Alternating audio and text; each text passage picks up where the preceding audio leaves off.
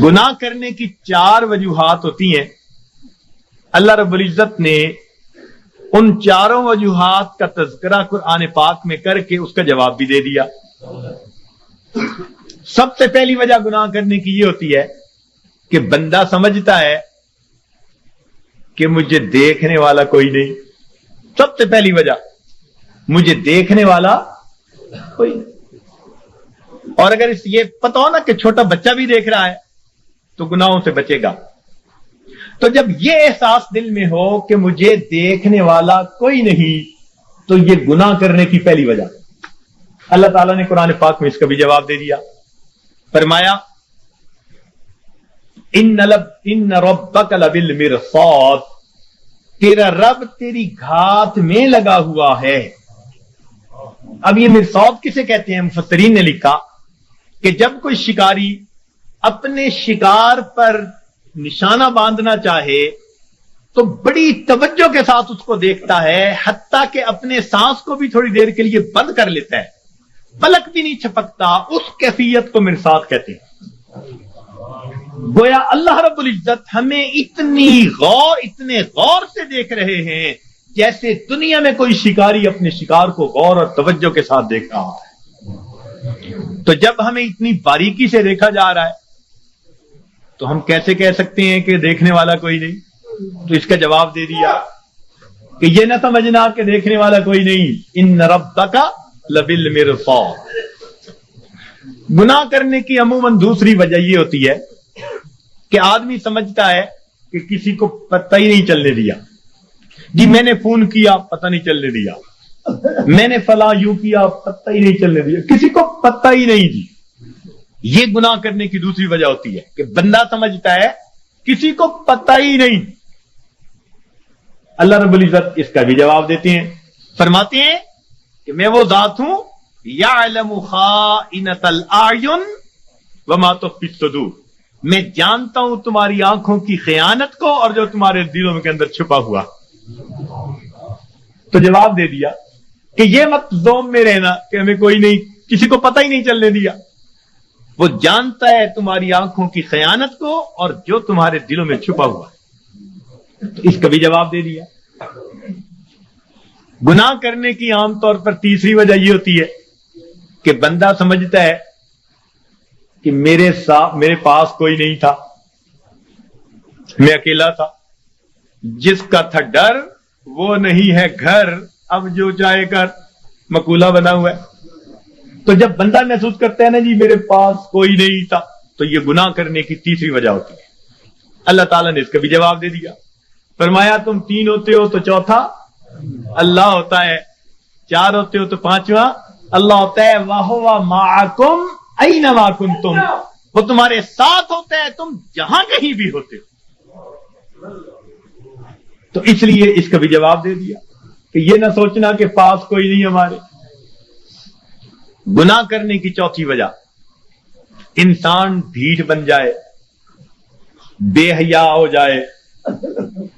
बच्चा बड़ा हो जाए ना, बेहया बन जाए तो बाप को कहते अच्छा नहीं मैं करता, क्या करेंगे? या पड़ोसी को कहते अच्छा नहीं मैं यूं करता, तुम क्या कर लोगे? यानी जब ये ज़हन में होता है कि कोई मेरा कुछ नहीं बिगाड़ सकता, तो बंदा कहता है तुम क्या कर लोगे? अच्छा मैं करता हूं, तुम क्या कर लोगे? ये गुनाह करने की चौथी वजह होती है। अल्लाह ताला इसका भी जवाब देते हैं और फरमाते हैं कि बंदे ये मत समझना कि अल्लाह ताला क्या कर लेंगे। इन्न अख्ज़हु अलीमुन शदीद, उसकी जो पकड़ है वो दर्दनाक भी है और सख्त भी है। वह यूसिकु वसाक़हु अहद, ऐसे बांधता है कि ऐसा दुनिया में कोई बांध नहीं सकता। एक जगह फरमाया अन्नी उअज़्ज़िबहु अज़ाब ला उअज़्ज़िबहु अहदम मिनल आलमीन, मैं ऐसा जो है अजाब दूंगा कि जहानों में ऐसा अजाब कोई दूसरा दे नहीं सकता। और जब कौमें नाफरमानी करती हैं फरमाया फसब्ब अलैहिम रब्बुका सौता अज़ाब, उसका कोड़ा आता है अजाब का। तो फरमाया ये मत सोचना कि कोई क्या कर लेगा, हैसियत ही क्या। तो 4 वजूहात का जवाब दे दिया ताकि बंदे गुनाहों को छोड़कर नेकी की जिंदगी को इख्तियार करें। اور گناہ پر اللہ تعالیٰ قیامت کے دن 4 ہی گواہ متعین فرمائیں گے. 4 گواہ قیامت کے دن پیش کیے جائیں گے. سب سے پہلا گواہ اس بندے کے کندھوں کے اوپر جو کرامن کاتبین ہوتے ہیں وہ سب سے پہلے گواہ ہوں. ان علیکم لحافظین کرامن کاتبین یعلمون ما تفعلون. فرشتے گواہی دیں گے رب کریم ہم نے اس کو یہ گناہ کرتے دیکھا، یہ گناہ کرتے دیکھا، یہ گناہ کرتے دیکھا. یہ سب سے پہلی گواہی ہوگی معصوم فرشتوں کی گواہی. پھر دوسری گواہی اس کے نام اعمال کو پیش کیا جائے گا. ووضع الکتاب فترى المجرمین مشفقین مما فیہ. پھر گناہگار بندہ، مجرم بندہ جب دیکھے گا نام اعمال کو تو اب ڈرے گا، گھبرائے گا. کیا کہیں گے؟ وَيَقُولُونَ يَا وَيْلَتَنَا مَا لِهَٰذَا الْكِتَابِ. ہائے ہماری کم بختی، یہ کیسی کتاب ہے. لا يغادر صغیرۃ ولا کبیرۃ الا احصاها ووجدوا ما عملوا حاضرا ولا يظلم ربك احد. جو کیا ہوگا اپنے سامنے حاضر پائے. تیرا رب کسی پر ظلم زیادتی نہیں کرے گا. تو یہ دوسری گواہی ہوگی. اور تیسری گواہی اللہ تعالیٰ زمین سے لیں گے. زمین کو پوچھیں گے کہ تو بھی خبریں سنا، تیری پیٹھ پر کیا ہوتا رہا. یومئذ تحدث اخبارها بان ربک اوحی لها. زمین گواہی دے گی، بتائے گی کہ میری پشت پر اس نے فلاں جگہ یہ گناہ کیا، فلاں جگہ یہ گناہ کیا، اس گناہ کے لیے چل کے گیا تھا. زمین گواہی دے گی. اور چوتھے گواہ وہ انسان کے جسم کے اپنے اعضاء ہوں گے. اس کے اوپر گواہی دیں گے سمعهم وابصارهم وجلودهم بما كانوا يكسبون. اس کی آنکھیں، اس کی زبان، اس کے کان، یہ سب اس کی گواہی دیں گے. اور پریشان ہوں گے اس وقت لوگ. وقالوا لجلودهم لما شهدتم علينا. اس وقت اپنے اعضاء کو یہ کہیں گے کہ تم نے کیوں گواہی دی؟ اور تمہاری لذتوں کی خاطر ہی تو ہم گناہ کرتے تھے، تم نے کیوں گواہی دی؟ قالوا انطقنا اللہ الذی انطق کل شیء. وہ اعضاء کہیں گے ہمیں اللہ نے گویائی دی جس نے ہر چیز کو گویا کیا، اس لیے جو دیتا ہم تو اس کی پوری رپورٹ اپنے رب کو پہنچائیں گے. اللہ تعالیٰ فرماتے ہیں وما کنتم تستترون، کہ تم تو پردہ ہی نہیں کرتے تھے اپنے ان اعضاء سے کہ یہ قیامت کے دن گواہ بننے والے. تو کوئی آدمی اپنے اعضاء سے پردہ کر سکتا ہے گناہ کرتے ہوئے؟ انہی سے تو کرنا ہوتا ہے. تو یہ 4 گواہ قیامت کے دن گناہگار کے خلاف پیش کر دیے جائیں گے. اور بندے کے لیے پھر فرار کا کوئی راستہ نہیں رہے گا سوائے اس کے کہ اس کو خود تسلیم کرنا پڑ جائے گا کہ رب کریم ہاں میں نے یہ گناہ کیے، خطائیں کی. تو اس لیے آسان طریقہ یہ ہے کہ ہم دنیا میں ہی ان گناہوں کو چھوڑ کر اپنے رب کریم سے اس کی معافی مانگ لیں، پروردگار سے اس کی معافی مانگ لیں تاکہ اللہ تعالی ہمارے ان گناہوں کو معاف فرما دے.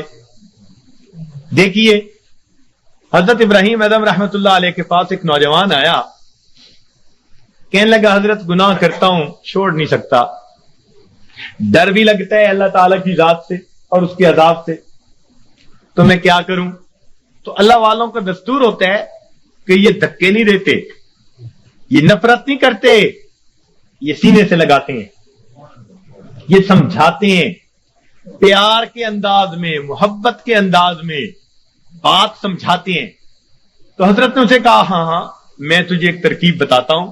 وہ بڑا خوش ہو گیا کہ حضرت مجھے ترکیب بتائیں کہ میں گناہ بھی کرتا رہوں اور عذاب سے بھی بچ جاؤں. آپ نے فرمایا بھئی پہلی ترکیب تو یہ ہے کہ تو اگر گناہ کرتا ہے تو اللہ رب العزت کی نگاہوں کے سامنے گناہ کرنا چھوڑ دے، چھپ کے گناہ کیا کر. کہنے لگا جی میں اس کی نظروں سے چھپ کے گناہ تو نہیں کر سکتا. فرمان لگے اچھا ایک دوسرا طریقہ بتاتا ہوں، اور وہ طریقہ یہ کہ تو اللہ رب العزت کا رزق جو دیا ہوا ہے وہ کھانا چھوڑ دے، کہ نہ تمہارا دیا کھاتا ہوں نہ تمہاری بات مانتا ہوں. کہنے لگا جی اللہ کا دیا ہوا رزق کیسے کھانا چھوڑ دوں، یہ تو نہیں کر سکتا. फरमाया अच्छा तीसरा तरीका बताता हूं कि तुम अल्लाह ताला के मुल्क में रहते हुए उसकी नाफरमानी करते हो, तो ये जमीन और आसमान अल्लाह का मुल्क है, उसकी मिल्क है, इससे निकल कर गुनाह कर लो। कि जी मैं कैसे निकल सकता हूं जमीन और आसमान से बाहर? परवरदिगार भी फरमाते हैं या माशरल जिन्न वल इंस इन इस्तताअतुम अन तनफुदू मिन अक़तारिस समावाति वल अर्दि फनफुदू ला तनफुदूना इल्ला बिसुल्तान। हैं? और गड़े की मछलियों, निकलोगे किसी दलील से निकलोगे। किधर जाते हो? सनफ्रुगु लकुम अय्युहस सकलान। अल्लाह अकबर, ऐसा शहाना खिताब है जो हिला के रख देता है। सनफ्रुगु लकुम अय्युहस सकलान, तस्निया कसीगा, ए मेरी जमीन के बोझो, यानी नाफरमान जिन और इंसान, उनको मुखातिब किया गया। ए जिन्नों और नाफरमान इंसानों, हम अपने आप को तुम्हारे लिए फारिग कर रहे हैं, अनकरीब अपने आप को फारिग कर रहे हैं। हम तुम्हारी खबर लेते हैं, तुम्हारा पता करते हैं। जैसे मां कोई काम कर रही हो ना, बच्चे को धमकाती, कहती है मैं आती हूं, ये नहीं कि आ नहीं सकती, तो धमकाना मकसूद होता है। तो फरमाया ए मेरी जमीन के बोझो, हम अपने आप को अनकरीब तुम्हारे लिए फारिग कर रहे हैं, निपटेंगे तुम्हारे साथ, हमें हिसाब लेना भी आता है। वनज़अल मवाज़ीन अल क़िस्त लियौमिल क़ियामा। तो इसलिए वो कहने लगा जी कि मैं तो नहीं जमीन और आसमान से बाहर जा सकता। फरमाया अच्छा फिर मैं आपको एक तजवीज और देता हूं, वो ये कि अगर तुम गुनाह करते रहोगे तो नामे अमाल में बहुत सारे गुनाह होंगे। अब जब मलकुल मौत आएगा तो उस वक्त तुम उसे कहना कि भाई थोड़ी देर इंतजार कर लो ताकि मैं सच्ची तौबा कर लूं। कहने लगा हजरत उसने तो इंतजार नहीं करनी, जिस सांस में मौत आनी है उससे अगला सांस बंदा नहीं ले सकता। इज़ा जाअ अजलुहुम फला यस्तखिरून साअतन वला यस्तक़दिमून फला यस्ततीऊन तौसियतन वला इला अहलिहिम यरजिऊन। वसीयत करने की भी फुर्सत नहीं होगी। उसने कहा हजरत मैं ये तो नहीं कर सकता। पर मैं अच्छा फिर एक तरीका और बता देता हूं कि जब तुम्हें कब्र में ले जाएंगे और मुनकर नकीर आएंगे और पूछेंगे सवाल जवाब, तो उस वक्त मुनकर नकीर को कहना कि मेरी कब्र से बाहर निकल जाओ। जैसे हमने घरों पे लिखवाया होता है ना, बगैर इजाजत अंदर आना मना है, नो एडमिशन विदाउट परमिशन। तो तुम भी कहना भाई बगैर इजाजत क्यों आए? उसने कहा जी वो मुझसे पूछ के थोड़ा आएंगे। पर मैं अच्छा फिर एक आखिरी बात बाकी रह गई, वो तजवीज बताता हूं। उसने कहा कौन सी? कि क़यामत के दिन जब तुम्हारे गुनाह अल्लाह रब्बुल इज्जत के हुजूर पेश किए जाएंगे और अल्लाह ताला तुम्हें जहन्नम जाने का हुक्म देंगे और फरिश्ते पकड़ के ले जाने लगेंगे, तू जिद करके खड़ा हो जाना मैं नहीं जाता। उसने कहा हजरत फरिश्तों के सामने मेरी क्या हैसियत है कि मैं कहूं मैं नहीं जहन्नम में जाता। जब उसने कहा मेरी क्या हैसियत है, तो उस वक्त फरमाया, उस वक्त उसको ठोकर लगाई, फरमाया कि ए दोस्त जब तू इनमें से कुछ भी नहीं कर सकता तो तू अपने रब की नाफरमानी ही क्यों करता है? उसने कहा हजरत मुझे बात समझ आ गई, आज के बाद मैं अपने परवरदिगार की नाफरमानी नहीं करूंगा। तो ये अल्लाह वालों के समझाने का अंदाज होता है, वो अच्छे अंदाज में बात समझाते हैं। तो उसने गुनाह को छोड़ने का फैसला कर लिया। तो गुनाह हम जो करते हैं यही गुनाह हमें परेशान रखते हैं। याद रखिए गुनाहों की वजह से ही अफराद मुसीबतों में पड़ते हैं और कौमें मुसीबतों में पड़ती हैं, और नेकी के जरिए अल्लाह रब्बुल इज्जत उनको मुसीबतों से निकाला करते हैं। आज हमारी हालत तो यह है कि काम करते हैं बंगियों वाले और तनख्वाह मांगते हैं बादशाहों वाले। याद रखना मुसलमान के लिए दुनिया में दो रास्ते हैं, नेकी करेगा इमाम आलम, और अगर गुनाह करेगा तो गुलाम आलम बनेगा। नेकी की जिंदगी होगी तो इमाम आलम बनेगा, और अगर गुनाहों भरी जिंदगी होगी तो क्या बनेगा? आज मिन हैसुल कौम हम क्या बने फिरते हैं? तेरे हाथ में हो कुरान तो दुनिया में रहे परेशान, तेरे हाथ में हो कुरान और तू दुनिया में फिरे नाकाम, तेरे हाथ में हो कुरान और तू दुनिया में फिरे गुलाम, غلامی نفس کی ہو, شیطان کی ہو یا کسی انسان کی ہو, نا نا نا, ہمیں کہتا ہے یہ قرآن, اور میرے ماننے والے مسلمان, اقرا وربک الاکرم, تو پڑھ قرآن, تیرا رب کرے گا تیرا اکرام. تو مومن کے لیے دنیا میں دو راستے ہیں. فرما برداری کی زندگی گزارے گا تو امام عالم, اور نافرمان بن کر, فاسق و فاجر بن کر زندگی گزارے گا تو غلام عالم. تیسرا راستہ اس کے لیے کوئی نہیں. تو گناہوں کو چھوڑ کر ہماری زندگی پرسکون ہو سکتی ہے. یہ بات بتانے کی ضرورت اس لیے پیش آئی کہ آج کل اکثر جو سالکین آتے ہیں وہ پریشانیاں دنیا کی لے کے آتے ہیں, پھنسے ہوتے ہیں دنیا میں, آتے ہیں تو دو تین باتیں کرتے ہیں. آتے ہی سب سے پہلی بات, حضرت میں نے بڑے بڑے مشائخ کو دیکھا ہے مگر آپ سے بیعت ہوا ہوں, یعنی احسان جتلا رہے ہیں کہ میرا آپ پر احسان کہ میں بیعت ہوا. واہ واہ. حضرت میں نے بڑے بڑے مشائخ دیکھے ہیں مگر میں نے بس آپ سے بیعت کی کہ تاکہ ان کے دل میں پہلے سے یہ احسان مند ہو جائے. اور حضرت بس میں نے اب حالات آپ کو ہی بتانے ہیں. اور حالات کیا بتاتے ہیں؟ بس حضرت کاروبار کوئی اچھا نہیں چل رہا, کوئی تعویذ دے دیجیے پڑھنے کے لیے, ویسے میں نے جلدی گھر جانا ہے. دوسری بات, حضرت بس بیوی سے کچھ بنتی نہیں ان دنوں, کچھ اس کے لیے بھی پڑھنے کو بتا دیں, ویسے میں نے جلدی گھر جانا ہے. اور تیسری بات کیا کرتے ہیں؟ حضرت ورد وظیفہ تو ہوتا نہیں, کچھ خود ہی پھونک مار دیں, ویسے میں نے جلدی گھر جانا ہے. اب اگر یہ باتیں لے کر آئیں گے تو ذکر و سلوک کیا سیکھیں گے؟ اللہ تعالیٰ ایسے تو نہیں ملتا نا کہ انسان دنیا لے کر آئے اور دنیا کے مسائل کی باتیں پوچھ کے واپس جائے اور سمجھے مجھے اللہ مل جائے گا. پھر کہتے ہیں جی 3 سال سے بیعت ہو گئے, 5 سال سے بیعت ہوئے, ہوا تو کچھ نہیں, ہم نے کچھ نہیں کیا. اس لیے یہ ٹاپک آج بتانے کی ضرورت پیش آئی کہ ہم اپنی زندگی کے رخ کو جب تک ٹھیک نہیں کریں گے اس وقت تک ہماری زندگی کی یہ پریشانیاں ختم نہیں ہوں گی. ماں باپ خود اپنی اولاد کو پریشان کر کے خوش نہیں ہوتے, اللہ رب العزت اپنے بندوں کو پریشان کر کے کیسے خوش ہوں گے؟ تو وہ نہیں خوش ہوتے. اس لیے فرمایا ما یفعل اللہ بعذابکم ان شکرتم وآمنتم, اگر تم ایمان لاتے, شکر کرتے, اللہ تعالیٰ کو تمہیں عذاب دے کے کیا ہاتھ آتا؟ اللہ تعالیٰ کیا کرتا تمہیں عذاب دے کے؟ وہ کیوں عذاب دیتا؟ تو اللہ تعالیٰ خوش نہیں ہوتے, وہ نہیں چاہتے کہ بھوکے ننگے رہیں بندے, پریشان رہیں بندے. یاد رکھیے اللہ رب العزت نے اپنے بندوں کو عذاب کے لیے پیدا نہیں کیا, اپنے بندوں کو ثواب کے لیے پیدا کیا ہے.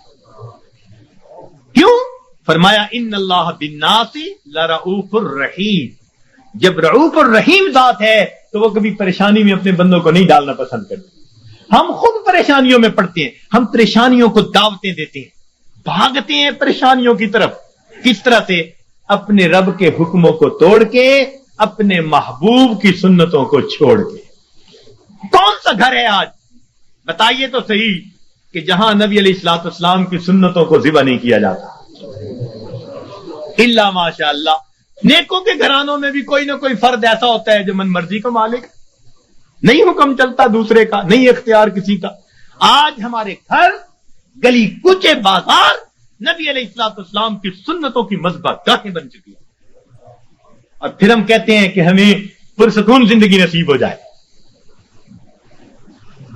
رہنا دریا میں مگرمچھ سے بہر, رہنا دنیا میں اور دنیا کے پیدا کرنے والے کو ناراض کر کے, تو کیسے پرسکون زندگی گزاریں گے؟ ایک صاحب آئے بڑی فیکٹریوں کے مینیجر سے, آنسوؤں سے رونے لگے, حضرت میں اتنا پریشان ہوں, میں آپ کو بتا نہیں سکتا, میرا خرچہ پورا نہیں ہوتا. بھئی ہے کتنا؟ بس حضرت 2 کاریں دی ہوئی ہیں, میرے لیے علیحدہ, بچوں کے لیے علیحدہ. کوٹھی لے کے دی ہوئی ہے, کوٹھی پر چوکیدار, باورچی اور گن مین سب مالکوں کا.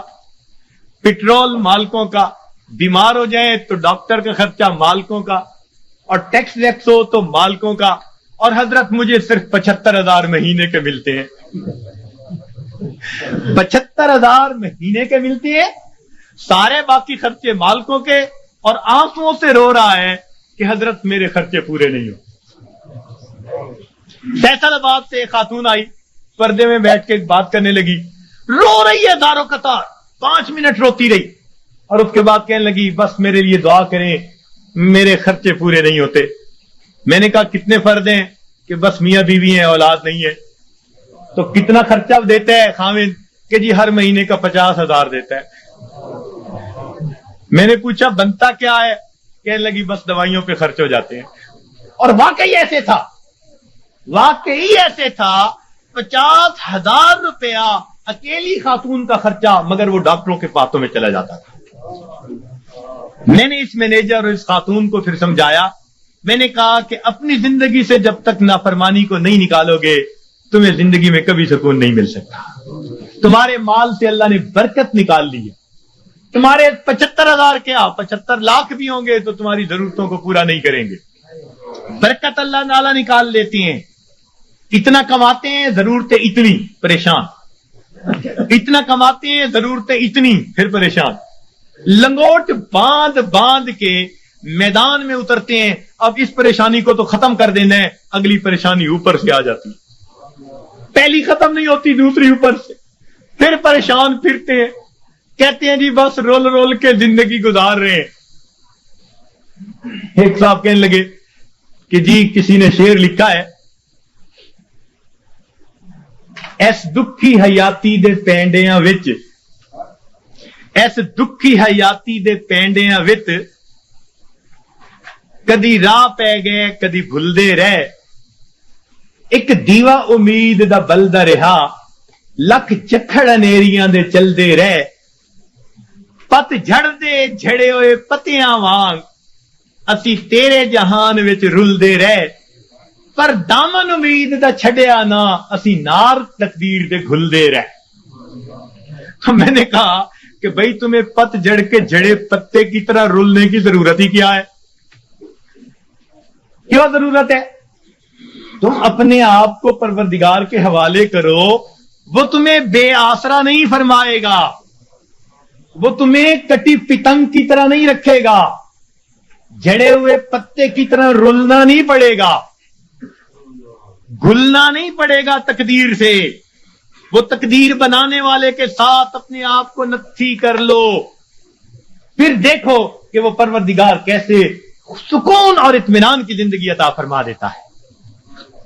तो हमें आज जिससे भी पूछें, कोई कहेगा भाई ने परेशान किया, कोई कहेगा पड़ोसी ने परेशान किया, बीवी ने परेशान किया, औलाद ने परेशान किया। हमें किसी ने परेशान नहीं किया, हमें हमारे गुनाहों ने परेशान किया हुआ है, हमें हमारे नफ्स ने परेशान किया हुआ है, हमें शैतान ने परेशान किया हुआ है। तो दुश्मन हमारे दो ही हैं, नफ्स और शैतान, और दोनों गुनाह करवा के हमें परेशान कर देते हैं। हम गुनाह करते हैं सुकून की खातिर, और गुनाहों से और बेसुकूनी बढ़ती है। मीर क्या सादा है बीमार हुए, जिसके सबब उसी अत्तार के लौंडे से दवा लेते हैं। जिन कामों से परेशान होता है बंदा, सुकून हासिल करने की खातिर उन कामों को करते फिरते। तो याद रखिए कि गुनाह जाहिर में खूबसूरत नजर आए, उसमें लज्जत महसूस हो, उसमें वक्ती तौर पर इत्मीनान महसूस हो, मगर हकीकी तौर पर उसमें दिल की परेशानी हुआ करती है। और जितना हम गुनाह करेंगे उतना हमारी जिंदगी में परेशानी आएगी। ये अल्लाह वाले जो गुनाहों से अपने आप को बचा लेते हैं, अल्लाह ताला इनकी जिंदगी को सुकून अता फरमा देता है। याद रखिए, गुनाहों को छोड़कर बंदे को ऐसे सुकून मिलता है जैसे कि बच्चे को मां की गोद में आकर सुकून मिल जाया करता है। तो गुनाहों को छोड़ दीजिए। और गुनाह भी क्या, इल्म और इरादे से गुनाह करना, अल्लाह ताला इसको बहुत नापसंद फरमाते हैं। इल्म और इरादे से गुनाह करना, बेध्यानी में गुनाह हो जाए जल्दी माफ हो जाता है, बेइल्मी में गुनाह कर बैठे जल्दी माफ हो गया।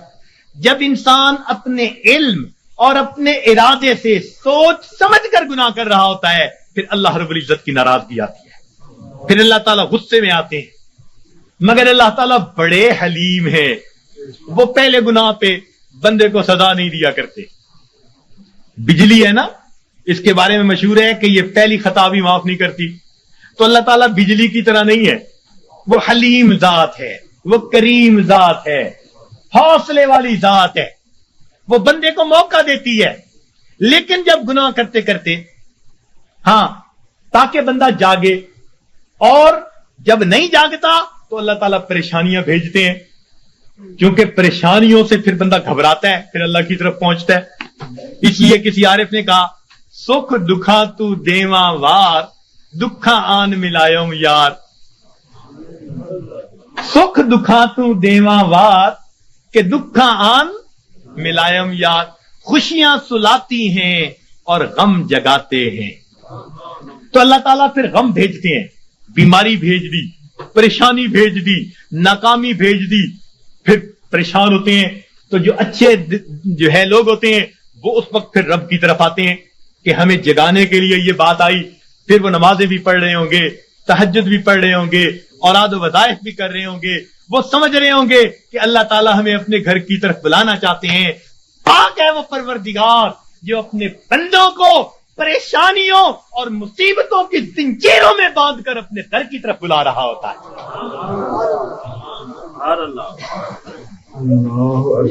تو یہ کس لیے آتے ہیں؟ بندے کو جگانے کے لیے، مگر ہم جاگنے کی بجائے اور گناہ کر رہے ہوتے ہیں۔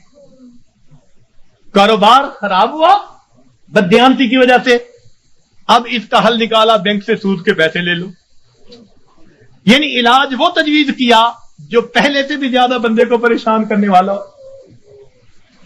تو موٹا اصول یہ ہے کہ اللہ رب العزت کی نافرمانی سے انسان کی زندگی میں پریشانیاں آتی ہیں، مصیبتیں آتی ہیں، ذلتیں آتی ہیں، رسوائیاں آتی ہیں، ناکامیاں آتی ہیں، اور ان کو چھوڑ کر انسان کو دنیا اور آخرت کی سرخروئی نصیب ہو جاتی ہے۔ تو ہم گناہوں کو چھوڑیں۔ پروردگار عالم نے ارشاد فرمایا وَذَرُوا ظَاهِرَ الْإِثْمِ وَبَاطِنَهُ، تم چھوڑ دو وہ گناہ جو ظاہر میں کرتے ہو یا تم چھپ کر کرتے ہو۔ یہ گناہ چھوڑنے پڑے، اور انسان گناہوں کی جان نہیں چھوڑتا، مصیبتیں اس کی جان نہیں چھوڑتی۔ اختیار ہمارا ہے، اور یاد رکھیے کہ جو بندہ اپنے علم اور ارادے سے گناہ کو کرنا چھوڑ دیتا ہے، جو بندہ اپنے علم اور ارادے سے گناہ کو کرنا چھوڑ دیتا ہے، پروردگار عالم اس بندے کی دعاؤں کو رد کرنا چھوڑ دیتا ہے۔ پکی بات ہے، وہ بندہ مستجاب الدعوات بن جاتا ہے۔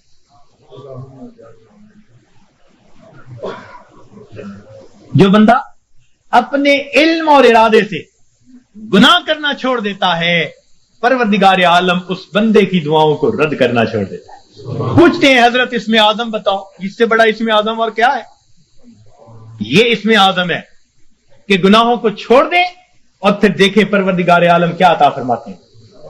اس لیے تو فرمایا کہ جو غیر محرم کی طرف نگاہوں کو ہٹائے گا، اللہ رب العزت اس کے دل کی عبادت، اس کو دل کو عبادت میں لذت عطا فرمائے گا۔ تو معلوم ہوا کہ ہر گناہ کے بدلے لذت ملتی ہے۔ تو چھوڑ دیجئے گناہوں کو تاکہ اللہ رب العزت دلوں کا سکون اور ایمان کی اور اعمال کی لذتیں عطا فرمائے، لذتیں عطا فرمائے۔ آج کہتے ہیں جی اور وظائف میں کچھ محسوس نہیں ہوتا۔ بھئی پہلی بات تو یہ محسوس ہوتا ہے یا نہیں، ہمیں تو بندگی کرنی ہے، ہمیں تو بیٹھنا ہے۔ یاد رکھیں، عبد اللطیف بنے، عبد اللطف نہ بنے۔ کچھ عبد اللطف ہوتے ہیں، لطف اور مزہ ڈھونڈتے پھرتے ہیں۔ حضرت مزہ نہیں آ رہا، بھائی مزے ڈھونڈنے، اللہ تعالیٰ کی بندگی کرنی ہے، اس کی یاد کرنی ہے، ہم پابند ہیں، غلام ہیں۔ ہاں اگر یاد میں وہ مزہ بھی دے دیتا ہے تو عنایت ہے اس کی، یہ رحم ہے پروردگار کا، یہ طرف ہے اس کریم ذات کا کہ اپنے بندوں کے دلوں کو اور لذتیں عطا فرما دیتا ہے۔ ورنہ ہم تو پابند ہیں، بندے جو ہوئے۔ تو ہم گناہوں کو کرنا چھوڑ دیں گے، اللہ رب العزت زندگی سے پریشانیوں کو دور کر دیں گے۔ اب یہاں ایک سوال پیدا ہوتا ہے کہ پریشانی تو نیکوں پر بھی آتی ہے، ان کے تو گناہ نہیں ہوتے۔ جی ہاں، परेशानी गुनहगारों पर भी आती है, परेशानी नेकों पर भी आती है, मगर दोनों के अंदर फर्क होता है। उस फर्क को समझने की जरूरत है, उस फर्क को समझने की जरूरत है। नेकों पर अल्लाह ताला इसलिए परेशानियों को भेजते हैं कि उनको बाद वो दर्जात देना चाहते हैं जो अपनी मेहनत से वो हासिल न कर सके। अब परेशानियों को भेज दिया ताकि उस परेशानी को वजह बनाकर अल्लाह ताला उनको कुर्ब के दर्जात अता फरमा दे। तो अल्लाह वालों पर इसलिए परेशानी आती है उनको अपने रब के करीब करने के। इसलिए हज़रत मुजद्दिद लसानी रहमतुल्लाह ने फरमाया कि सालिक की कब्ज की कैफियत में जितनी तरक्की होती है, साहब की हालत में उतनी तरक्की नहीं हुआ करती। कब्ज की हालत कहते हैं जब कैफियत सल्ब हो, दिल न लग रहा हो, और उस वक्त भी इंसान अल्लाह के दर पर लगा हुआ हो इबादत में, तो उस वक्त बड़ी तरक्की होती है उसकी।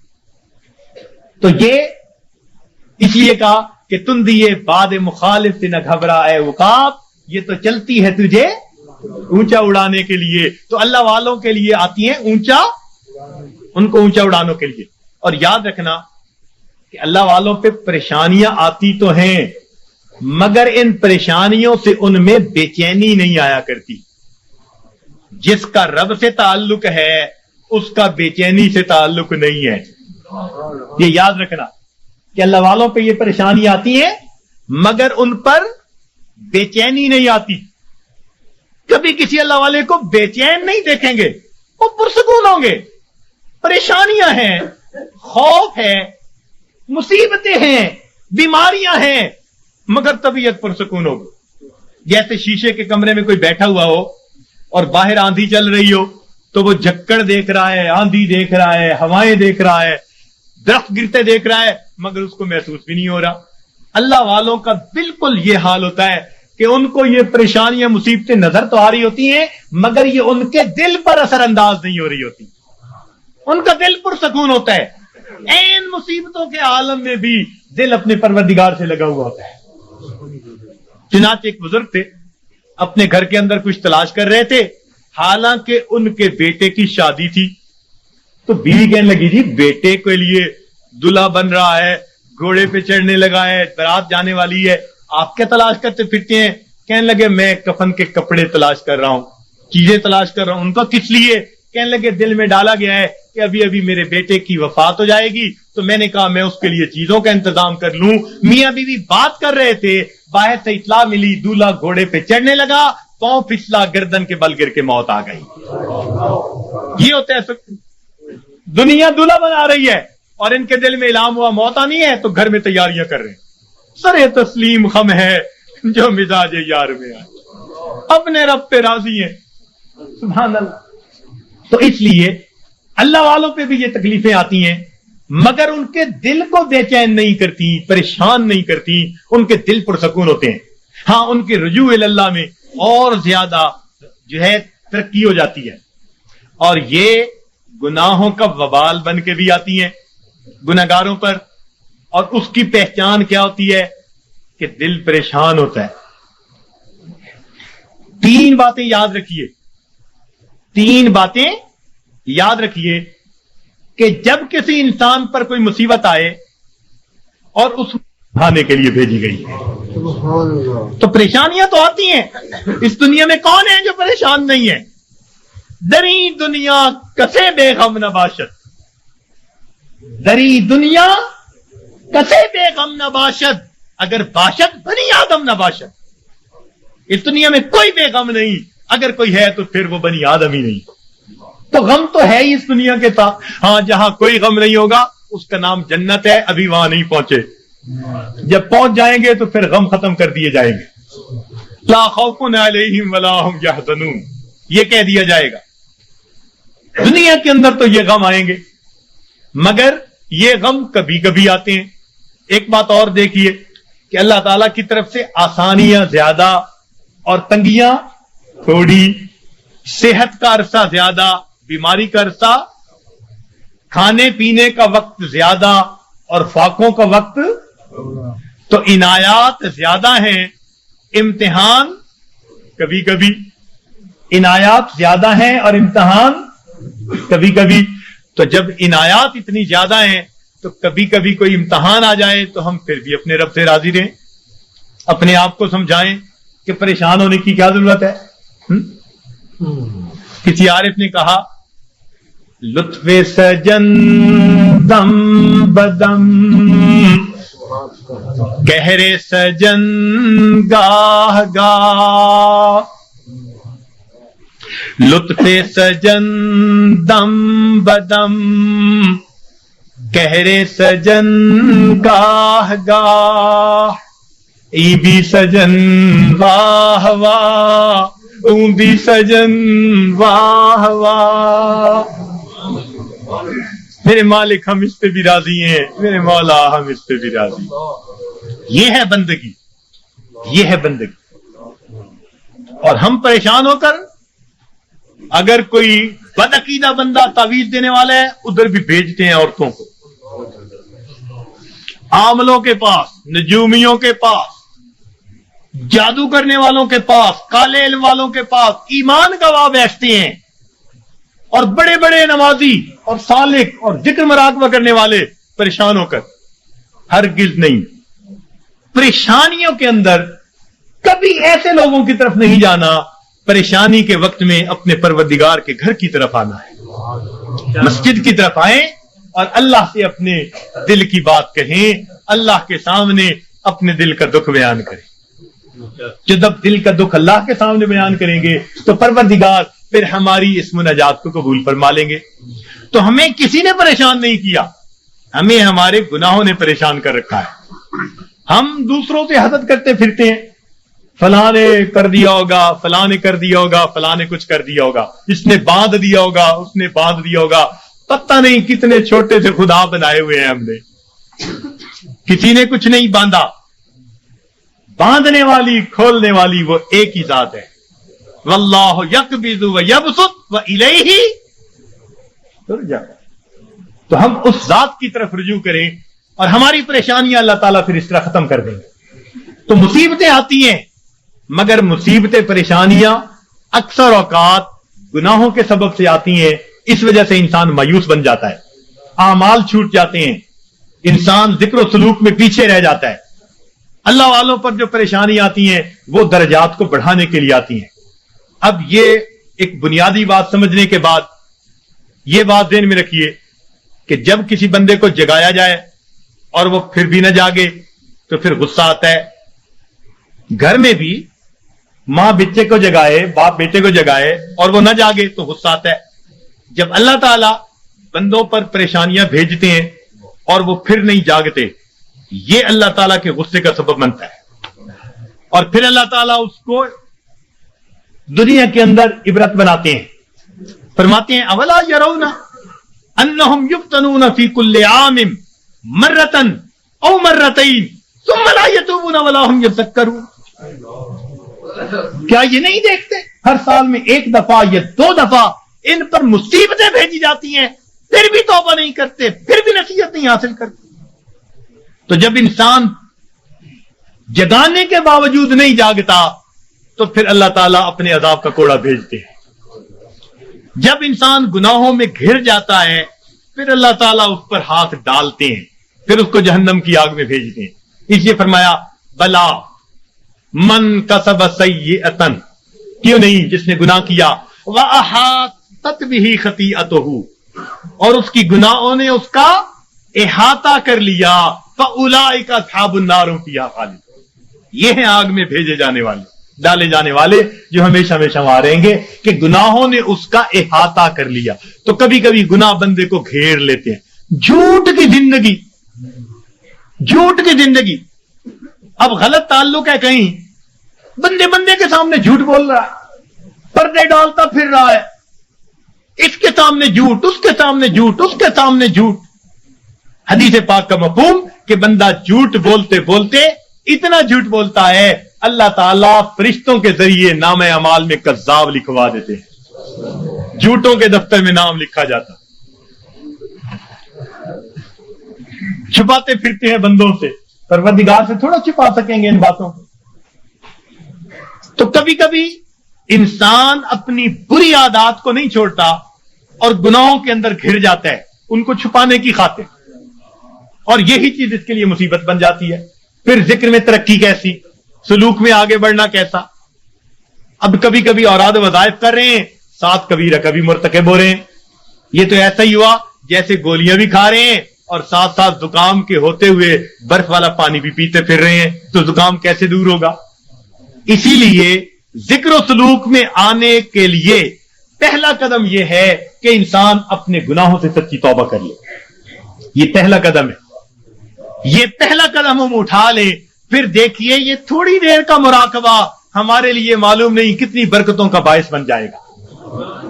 ہم جو کہتے ہیں نا ہوتا کچھ نہیں, ہمارے مشائخ بڑی اللہ, ان حضرات نے اپنے مشائخ جن کی خدمت میں ہم نے اپنا وقت گزارا, ہم نے ان کی توجہات کو دیکھا. میرے دوستوں, میرے مہربانوں, ہمیں تو جو ملا اپنے مشائخ کی توجہ سے ملا. اپنا عمل کچھ نہیں, اپنی محنت کچھ نہیں. 100% اگر کہیں کہ ان کی توجہات سے ملا تو ہم مسجد میں بیٹھ کر بھی سچ بولنے والے ہوں گے. ان کی توجہ سے ملا, اور ہم تو ویسے بھی فضلی ہیں کہ ہمارا تعلق ماشاءاللہ خانقاہ فضلیہ سے, تو ظاہر میں بھی فضلی ہے اور سچی بات ہے ویسے بھی فضلی ہے. جو ہوا ہے اللہ کا فضل ہی ہوا ہے, اور اب بھی یہاں سے اللہ کا فضل مانگنے ہی آئے بیٹھے ہیں, اللہ کا فضل مانگنے ہی آئے بیٹھے ہیں. تو اس لیے جب ہم گناہوں کو چھوڑ دیں گے خود بخود اوراد و وظائف کی توجہات کے جو اثرات ہوں گے وہ دل کے اوپر آنے شروع ہو جائیں گے. ہمارے حضرت خواجہ احمد سعید قریشی رحمت اللہ علیہ, احمد الشرقیہ والے, ان کے حالات زندگی میں حضرت سید وار حسین شاہ رحمت اللہ علیہ نے یہ واقعہ لکھا. فرمایا کہ وہ کبھی کبھی پورے شہر کے لوگوں کو توجہ دیتے تھے اور فرماتے تھے کہ بعض دلوں سے فیض ٹکرا کر واپس آتا اور مجھے آواز آتی کہ ہمارے لیے اس دل میں کوئی جگہ نہیں ہے, ہمارے لیے اس دل میں کوئی جگہ نہیں. تو جب دل پہ گناہوں کی میل ہی اتنی چڑھی ہوئی ہو پھر توجہات کیا اثر کریں گی. تو اس میل کو اتاریں گناہوں کو چھوڑ کر, سچی توبہ کر کے. پھر دیکھیے اللہ رب العزت کی رحمت کیسے ہمارے دلوں کو سنوارے گی اور کیسے ہمارے دلوں کو بنائے گی. اور کبھی کبھی تو انسان مال, ہاں ایک نکتے کی بات عرض کرتا چلوں کہ شیطان انسان کو 2 طرح سے ورگلاتا ہے. شیطان انسان کو 2 طرح سے ورگلاتا ہے, ایک شہوات کے ذریعے سے اور دوسرا شبہات کے ذریعے سے. شیطان انسان کو 2 طرح سے ورگلاتا ہے, ایک شہوات کے ذریعے سے اور دوسرا شبہات کے ذریعے سے. یعنی کچھ تو ایسے ہوں گے کہ وہ شہوات کے گناہوں میں لگے ہوئے ہیں, بد نظری میں, گناہ میں, زنا میں, فلاں میں. یہ شہوات کے گناہ ہیں جو مال سے تعلق رکھتے ہیں یا جمال سے تعلق رکھتے ہیں. دنیا میں 2 ہی چیزوں کے اسیر ہیں نا, کچھ مال کے اسیر ہوں گے, کچھ جمال کے اسیر ہوں گے. تو شہوات کے ذریعے سے شیطان بہکاتا ہے, اور جن پر شہوات غالب نہیں آتی, قابو میں رہتے ہیں, ان کو شبہات کے ذریعے سے بہکاتا ہے. مثلا جی یہ مراقبہ سنت سے ثابت ہے, جی یہ بیعت واقعی ضروری ہے, جی یہ پیری مریدی اس وقت بھی تھی. اس قسم کی باتیں شبہات والی دین میں ڈالے گا. اور یہ شک ایسی بری بلا ہے کہ یہ انسان کے اعمال کی بنیاد کو ہلا کے رکھ دیتی ہے. اس لیے قرآن پاک میں ابتدا سے ہی کہہ دیا ذالک الکتاب لا ریب فیہ ھدی للمتقین. ھدی للمتقین بعد میں کہا, پہلے کیا کہا؟ کیونکہ شک کے ساتھ پڑھو گے تو پھر ہدایت نہیں ملے گی. نبی علیہ السلام نے دعا مانگی اللہم انی اعوذ بک من الشک والشرک والشقاق والنفاق وسوء الاخلاق. تو شرک سے بھی پہلے شک سے پناہ مانگی. یہ شک بڑی بری بات, اتنی بری کہ بندے کے ایمان کو بھی ضائع کر کے رکھ دیتی. تو دین اسلام کی باتوں میں شک, جی یہ مولویوں کی بنی باتیں ہیں جی, یہ آپس میں بناتے رہتے ہیں جی, کرتے رہتے ہیں جی, یہ بھی کون سا ضروری ہے جی. شک ہو گیا. ہماری جی کہاں ہماری سنتا جی، مانگ مانگ کے جی عمر گزر گئی، ہماری تو سنتا ہی نہیں. تو یہ شک کے ذریعے سے یا شبہات کے ذریعے سے یا شہوات کے ذریعے سے شیطان انسان کو بہکا دیا کرتا ہے. تو انسان پر مصیبتیں اللہ تعالیٰ بھیجتے ہیں، کبھی گناہوں کی وجہ سے تاکہ یہ باز آ جائے، اور کبھی اس کو اپنے قریب لانے کے لیے. اور اس کا ایک ہی حل ہے کہ ہم اپنے گناہوں کو چھوڑ کر اپنے پروردگار کی طرف قدم آگے بڑھائیں. اب شیطان مایوس کرتا ہے، کہتا ہے تو نہیں چھوڑ سکتا. بھئی ہم نہیں چھوڑ سکتے تو پروردگار تو چھڑوا سکتے ہیں نا. بھئی ہم اگر نہیں بچ سکتے تو پروردگار تو بچا سکتے ہیں نا. تو پروردگار عالم ہمیں بچا لیں گے جب ہم سچی توبہ کریں گے.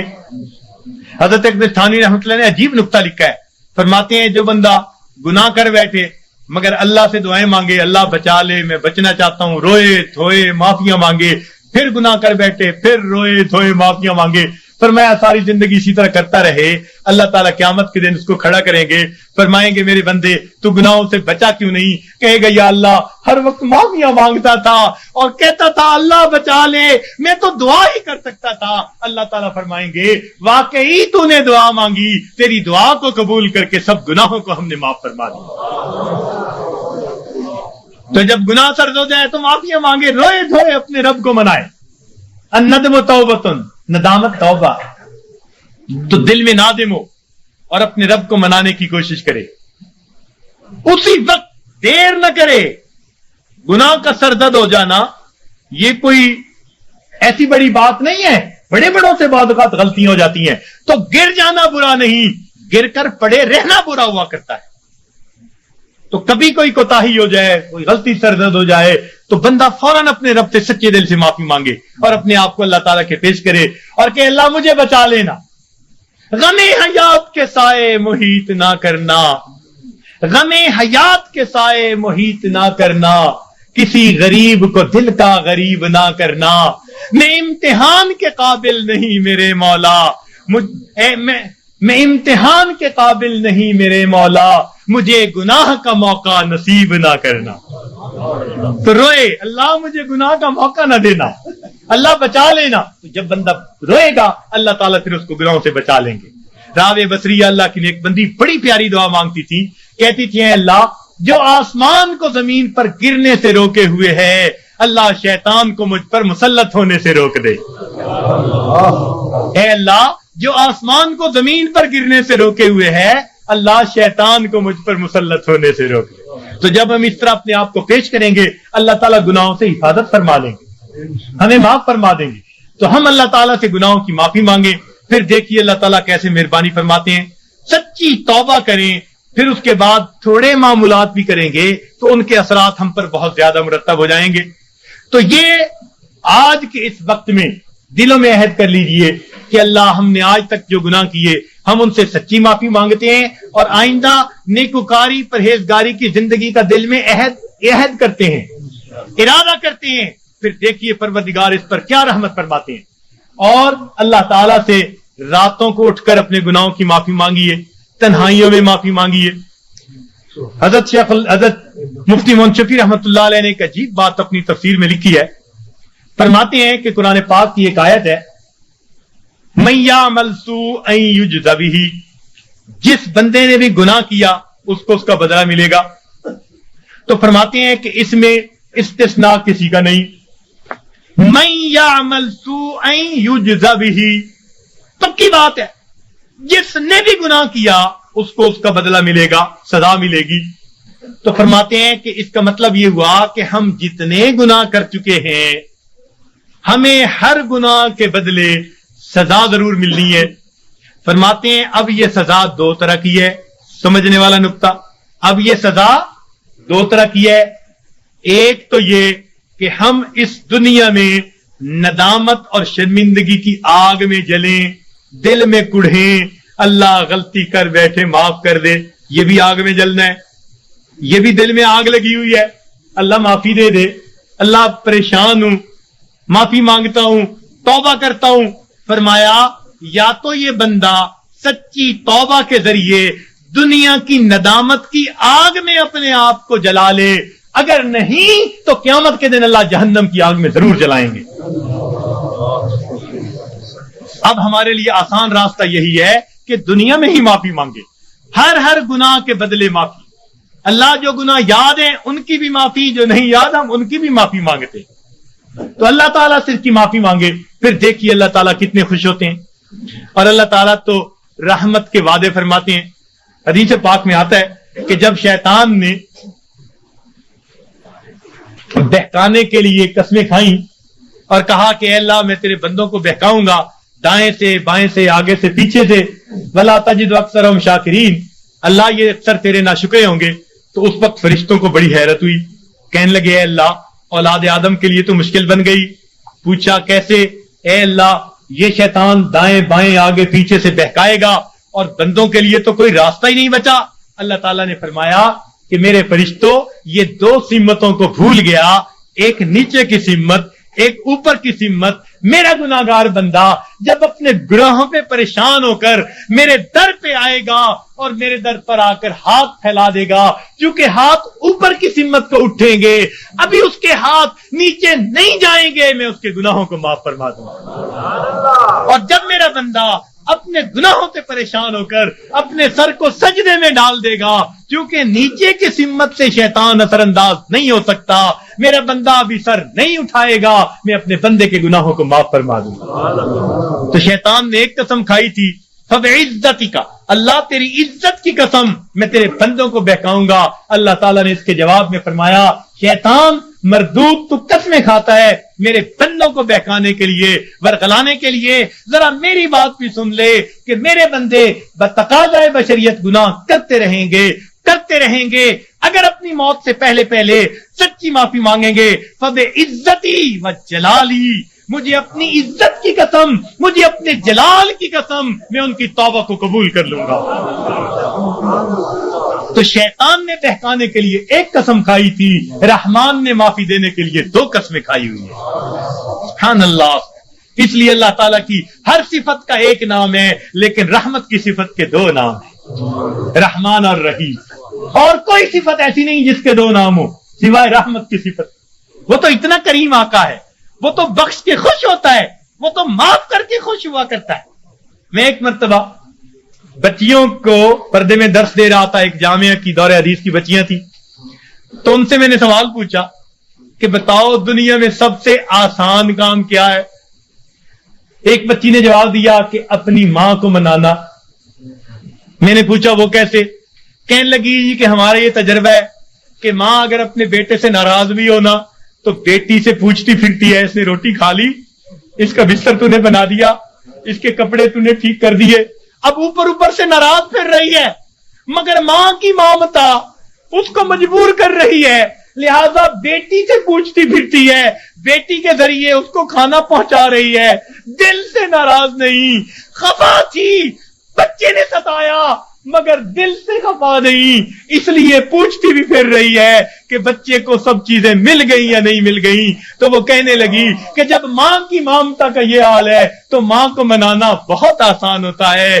میں نے کہا ہاں ماں کو منانا آسان صحیح، پھر بھی ماں کے پاس آنا پڑتا ہے۔ بچہ آ کر کہہ دے امی معاف کر دیں، ماں معاف کر دیتی ہے۔ بچہ آ کر ماں کا جسم دبائے، امی معاف کر دیں، معاف کر دیتی ہے۔ ہاتھ جوڑ دے، معاف کر دیتی ہے۔ اگر پھر بھی معاف نہ کرے، بچہ رو پڑے، ماں سے کبھی بیٹے کے آنسو نہیں دیکھے جاتے، کتنی ناراض کیوں نہ ہوگی جب دیکھے گی بچہ آنسو بہا رہا ہے، اپنے دوپٹے کے پلو کو لے کے آنسو پوچھے گی، کہے گی بیٹا رو نہیں، چل میں نے تجھے معاف کر دیا۔ تو ماں کو منانا دنیا میں اتنا آسان ہے۔ بچیاں کہنے لگیں، میں نے انہیں اس وقت بتایا کہ دیکھو ایک اور ذات ہے جس کو منانا ماں کے منانے سے بھی 70 گنا زیادہ آسان ہے، اور وہ پروردگار عالم کی ذات ہے۔ ماں کو تو پھر بھی زبان سے کہنا پڑے گا، پاؤں پکڑنے پڑیں گے، ہاتھ جوڑنے پڑیں گے، آنسو بہانے پڑیں گے۔ ایک وہ پروردگار ذات ہے جس کے سامنے بندہ تنہائی میں بیٹھا ہو، فقط دل کے اندر نادم ہو جائے، دل کے اندر شرمندہ ہو جائے اور دل میں پکارے परवरदिगार गुनाहों की माफी चाहता हूँ, मैंने सच्ची तौबा कर ली, अल्लाह मैंने सुलह कर ली, मुझे अपना बना ले, शैतान के पंजे से छुड़ा ले। कोई हाथ नहीं हिलाया, कोई उसने जुबान से लफ्ज नहीं निकाला, फकत दिल की नदामत को कबूल करके अल्लाह ताला अपनी नाराजगी को दूर फरमा देते हैं। तो अल्लाह रब्बुल इज्जत को मनाना माँ के मनाने से भी 70 गुना ज्यादा आसान है। तो अपने रब को मना लीजिए। इब्न क़य्यिम रहमतुल्लाह ने अजीब वाक़या लिखा, फरमाते हैं मैं गली में जा रहा था, मैंने देखा एक दरवाजा खुला, माँ अपने बच्चे को मार रही है, थप्पड़ लगा रही है और कहती है तूने मुझे बड़ा जलील किया, बड़ा परेशान किया, नाफरमान है, कोई बात नहीं मानता, निकल जा मेरे घर से। वो बच्चा रो रहा था, धक्के खा रहा था। जब घर से बाहर निकला, माँ ने कुंडी लगा दी। फरमाते हैं मैं खड़ा हो गया, जरा मंजर तो देखूं। बच्चा रोते रोते एक तरफ को चल पड़ा, जरा आगे गया, नुक्कड़ से पहले वापस आ गया, फिर दरवाजे पे खड़ा। मैंने पूछा बच्चे वापस क्यों आ गए? कहने लगा सोचा था कहीं और चला जाऊं, फिर दिल में ख्याल आया मुझे दुनिया की हर चीज मिल सकती है, मुझे माँ की मोहब्बत नहीं मिल सकती, मैं इसलिए वापस आ गया हूँ। मोहब्बत मिलेगी इसी दर से मिलेगी। कहते हैं बच्चा बात करके वही बैठ गया, मैं भी वही बैठा। बच्चे को नींद आई, उसने दहलीज पे सर रखा सो गया। काफी देर गुजरी, माँ ने किसी वजह से दरवाजा खोला, जरूरत के लिए बाहर जाना चाहती थी। बेटे को देखा दहलीज पे सर रखे सो रहा है, उठाया, क्यों दहलीज पे सर रखे सो रहे हो? अम्मी मुझे दुनिया में कोई दूसरी माँ नहीं मिल सकती, मैं इस दहलीज को छोड़ के कैसे जाऊं? फरमाया बच्चे के अल्फाज से माँ की आंखों से आंसू आ गए। बच्चे को सीने से लगा लिया, मेरे बेटे जब तेरा यकीन है इस घर के सिवा तेरा घर कोई नहीं, मेरे दर खुले हैं, आजा, मैंने तेरी गलतियों को माफ कर दिया।